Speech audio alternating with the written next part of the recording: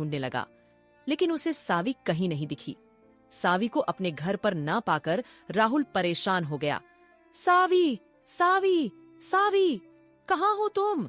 ये सब क्या है और कौन हो तुम? ऐसे बोलकर राहुल जोर जोर से चिल्लाने लगा। तभी उसकी आवाज सुनकर उसके पापा अपने कमरे से बाहर आते हैं और उसे ऐसे चिल्लाता देखकर उसे डांटते हुए कहते हैं, क्या हो गया? क्यों चिल्ला रहा है? आज तुझे ऐसा कौन सा काम है सावी से? इतना सुनते ही राहुल ने अपने पापा से जोर से चिल्लाते हुए पूछा, पापा, आपने सावी को देखा? वो कहाँ गई है? कुछ बताया उसने।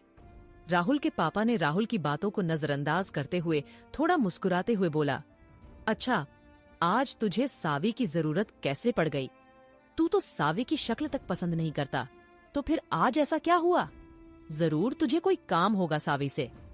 राहुल अपने माथे पर हाथ मारते हुए जोर से चिल्लाता है, अरे पापा, जितना पूछा उसका जवाब दो ना यार। मैंने पूछा, सावी कहाँ है? घर में तो आई होगी ना। अब राहुल के पापा ने उसकी बात सुनी और सुनते ही जोर से चिल्लाए, कहीं तूने फिर से झगड़ा तो नहीं किया? सावी बिटिया के साथ नालायक, तुझे यही सब आता है क्या? अरे उस बच्ची को चैन से जीने क्यों नहीं देता तू? तभी राहुल अपने पापा के दोनों कंधों को पकड़कर उन्हें प्यार से बोलता है, पापा प्लीज बताओ ना, सावी कहाँ है? आपको पता है वो कौन है?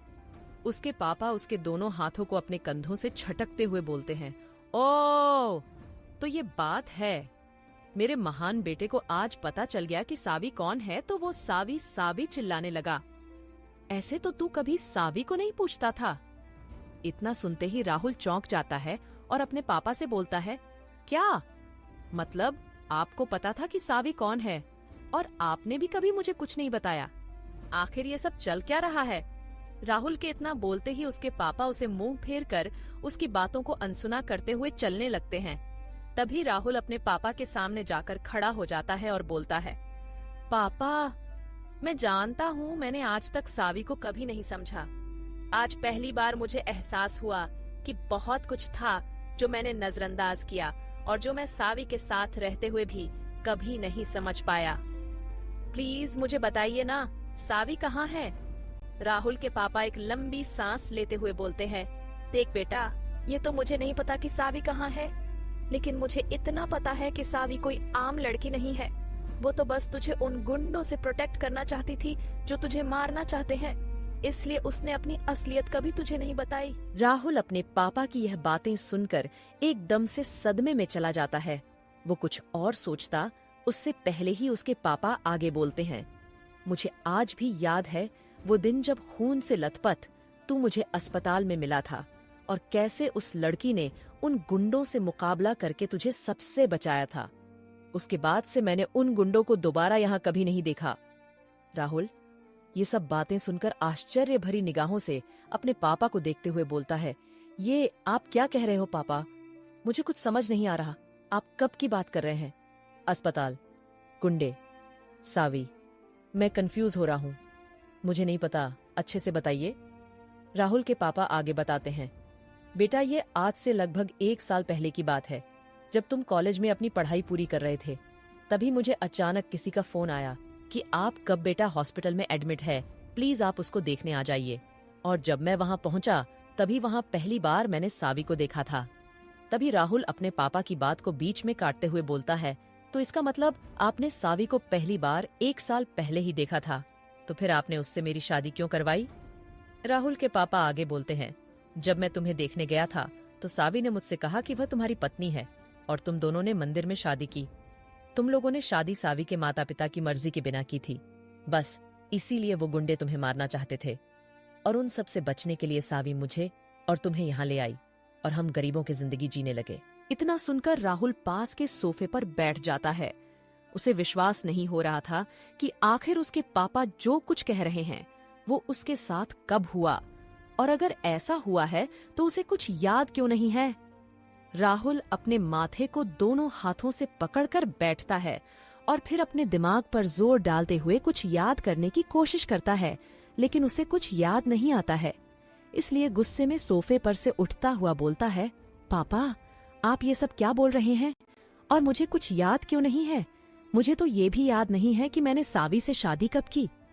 तभी उसके पापा उसके पास आकर उसे प्यार से सहलाते हुए बोलते हैं, बेटा, अपने दिमाग पर इतना जोर मत डालो, तुम्हें कुछ याद नहीं है, कोई बात नहीं।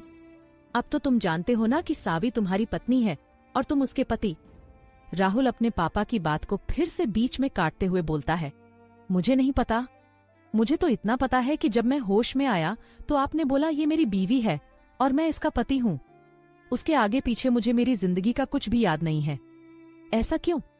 तभी राहुल के पापा उसे बताते हैं, जब तुम्हारा एक्सीडेंट हुआ था तो तुम्हारे दिमाग पर चोट लगी थी, इस वजह से तुम अपनी याददाश्त खो चुके थे।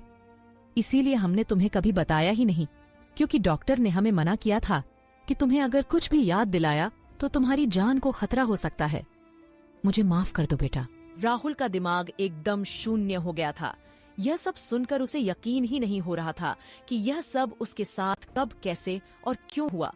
कहाँ एक दिन पहले वो सीधी सादी जिंदगी जी रहा था और कहाँ अब वो एक बड़ी सी कंपनी का मालिक है। उसके बाद सावी और उसकी शादी की असलियत यूं उसके सामने आना। उसे कुछ समझ नहीं आ रहा था कि यह सब क्या है। वो उन सब में से अभी बाहर निकला भी नहीं था। तभी उसके पापा बोलते हैं, बेटा राहुल, सावी तुम्हारे लिए चिट्ठी छोड़कर गई है, मैं अभी लाता हूँ। तभी राहुल के पिताजी अंदर रूम में जाकर उसके लिए एक चिट्ठी लेकर आते हैं। राहुल जैसे ही वो चिट्ठी पढ़ता है, वह तुरंत घर के बाहर जाकर गाड़ी स्टार्ट करने लगता है। पीछे से उसके पापा चिल्लाते हुए बोलते हैं, अरे बेटा राहुल, कहाँ जा रहे हो, मुझे तो बताओ। लेकिन राहुल कोई जवाब नहीं देता और सीधा गाड़ी स्टार्ट करके वहां से निकल जाता है। पीछे से राहुल के पापा अपने आप में बड़बड़ाते हुए बोलते हैं, पता नहीं कहाँ गया ये लड़का, मुझे तो बता देता कि कहाँ जा रहा है। लेकिन उस खत में आखिर ऐसा क्या लिखा था कि राहुल बिना देरी किए तुरंत निकल गया? खत में आखिर ऐसा क्या लिखा था जिसे पढ़ते ही राहुल वहां से निकल गया? क्या 1 साल पहले सच में सावी ने राहुल से शादी की थी या यह सब एक चाल थी? क्या राहुल सच में सावी को प्यार करने लगा था या वह सिर्फ इस गुत्थी को समझाने की कोशिश कर रहा था? जानने के लिए मेरी कहानी का अगला भाग जरूर सुनिए। अगर कहानी अच्छी लगी तो प्लीज लाइक करें और मेरी कमियों को सुधारने के लिए